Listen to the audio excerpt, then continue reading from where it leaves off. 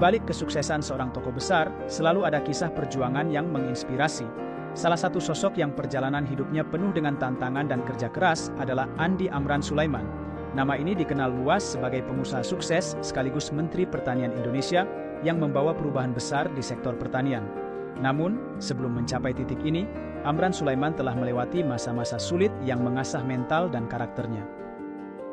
Andi Amran Sulaiman lahir pada 27 April 1968 di Bone, Sulawesi Selatan.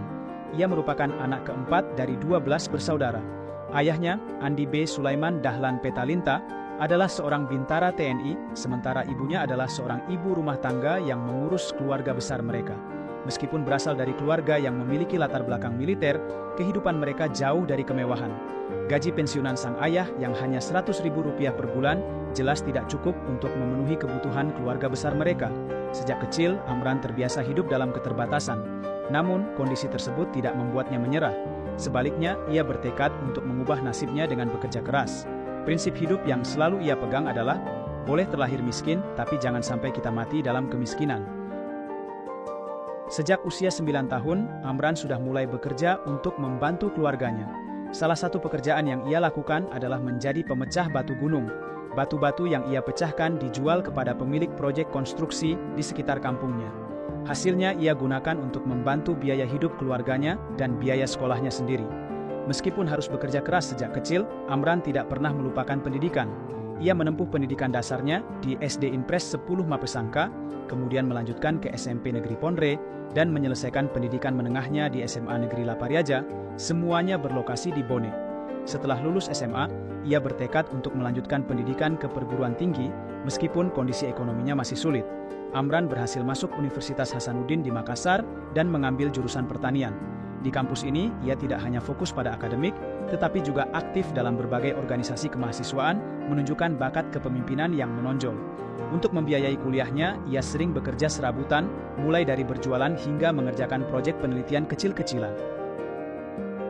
Setelah menyelesaikan pendidikan sarjana, Amran melanjutkan studi hingga meraih gelar magister dan doktor di bidang pertanian di universitas yang sama.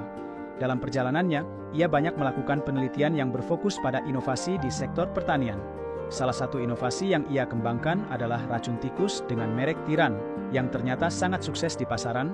Berawal dari kesuksesan produk racun tikus tersebut, Amran kemudian mendirikan Tiran Group, sebuah perusahaan yang bergerak di berbagai sektor, termasuk pertanian, pertambangan, dan energi. Dengan kerja keras dan visi bisnis yang kuat, Tiran Group berkembang pesat dan menjadi salah satu konglomerat terkemuka di Indonesia Timur. Dalam menjalankan bisnisnya, Amran selalu berpegang pada prinsip integritas dan keberlanjutan.